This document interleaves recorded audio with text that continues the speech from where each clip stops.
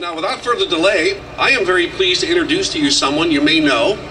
She's the queen of morning talk show radio.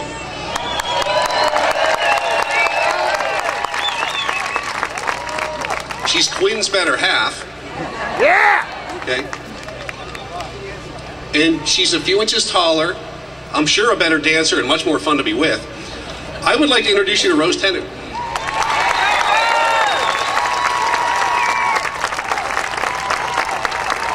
Hi everybody, I love you guys. I'm so proud of you. Thank you, you're a great American. Listen, I was asked to tell you to download a downloadable voter guide. Go to PittsburghTEAParty.org. One thing I want to mention is that we do have that prayer evening scheduled for this evening. It's in Mount Lebanon at 7 o'clock at the Mount Lebanon High School in their auditorium. It's free admission.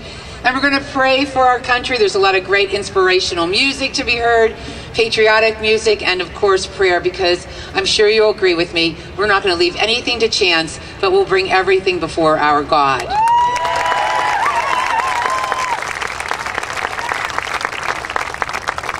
So how excited are you about the election on Tuesday? Pretty darn excited, right? You know, it's hard to believe that this movement is less than 2 years old, isn't it? It's amazing. It took us just 2 short months with this current administration to realize we were heading to hell in a handbasket and we were going fast. What a phenomenon you and this movement have proven to be. So many people out there are finding it difficult to understand, let alone explain your success. Yours was a spontaneous reaction in response to an attempted destruction of a country and its freedoms. You knew that you needed to resist. And you know what's really cool? You knew instinctively what you needed to do to resist. No one had to tell you. You recognized a threat to that which you hold dear, and you responded. Honestly, I've never seen anything like this before, have you? It's absolutely amazing. You wanted to turn this attempt by big government upside down, and you did it. You did it. You have shaken things up.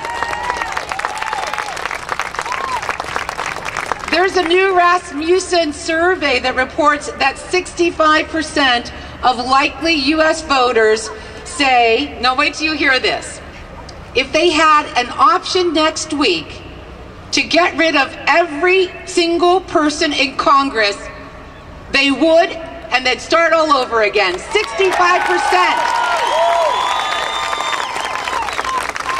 Oh, if only, right? You know what that is, though? That is your influence. You did that. You spoke, they heard 65% of the American voters agree with you. They would clean up the house entirely. Let that be our goal. And I've got more news.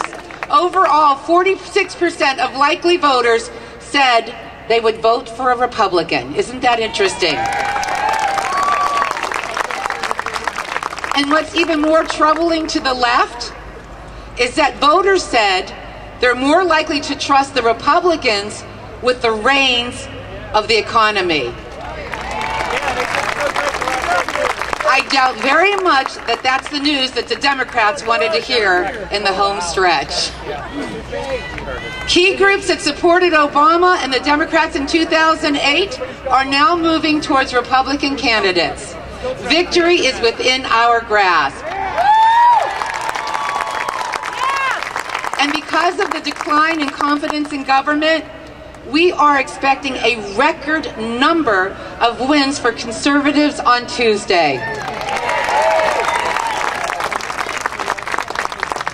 In less than 1.5 years, we put into motion a protest that produced larger results in a midterm election that has ever been seen before in the history of our country. That's amazing.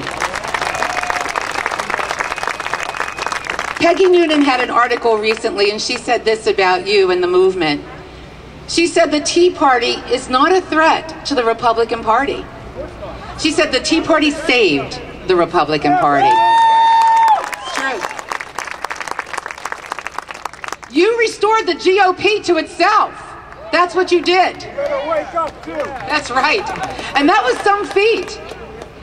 And we haven't even reached full throttle yet. There are some in the House and the Senate whose term was not up this year. To them we say, hear this and understand this. If you conduct business as usual, we will see you to the door next election.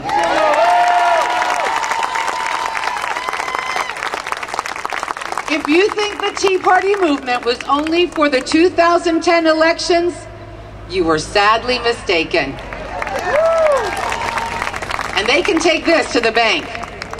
If they think that we've been successful in just a short year and a half, and if they think we've already peaked, then they need to know this. They ain't seen nothing yet.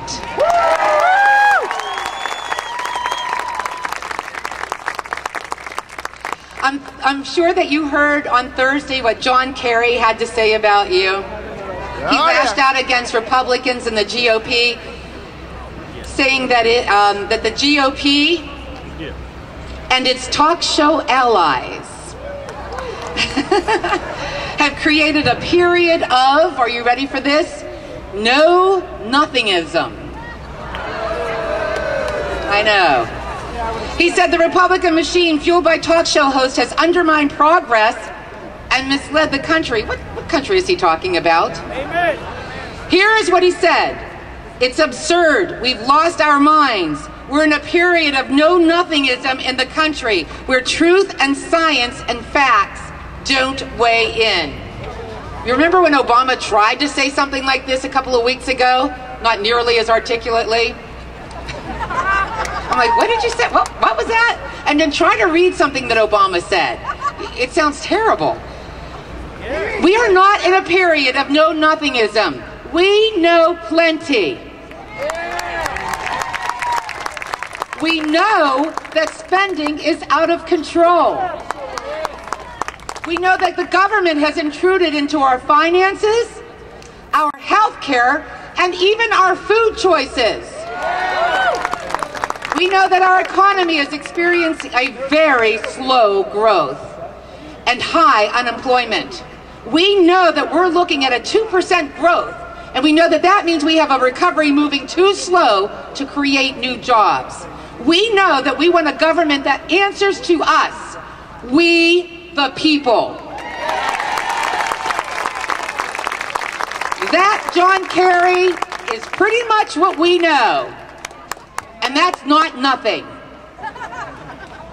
Scott Rasmussen observed that the gap between Americans today who want to govern themselves and the politicians who want to rule over them is as large today as it was between the colonies and England in the 18th century. You know what, we were talking about Kerry. Remember when a few weeks back he was stumping for Barney Frank? And he trashed us then too. He said that we're an electorate that doesn't pay that much attention to what's going on. He also said, you're going to get a kick out of this, that we are susceptible to every slogan and catchphrase. And I'm thinking, does he mean like hope and change? No, like don't tread on Listen, me. I've got a catchphrase for Kerry. Okay, you want to hear it? Put your wetsuit back on, sailor, because the tsunami is coming. Woo! How's that?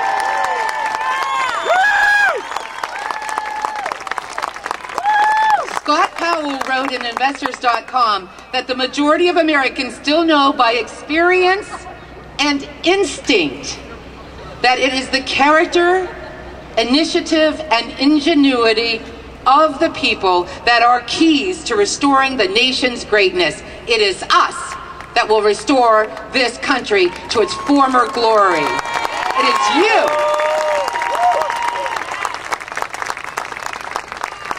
You know, a lot of Tea Party activists believe that they have a historic calling to realign the Republican Party around the nation's founding ideals I believe that you do have a calling.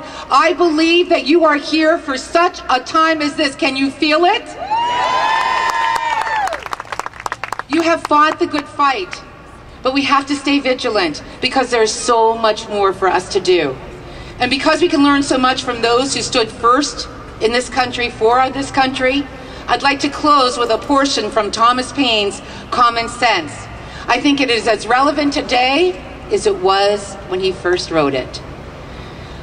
I turn with the warm ardor of a friend to those who have nobly stood and are yet determined to stand the matter out.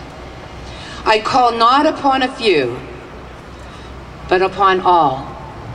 Not upon this state or that state, but on every state.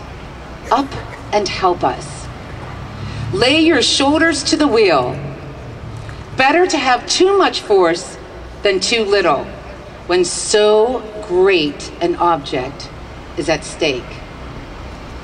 Let it be told to the future world that in the depth of winter, when nothing but hope and virtue could survive, that the city and the country, alarmed at one common danger, came forth to meet and repulse it.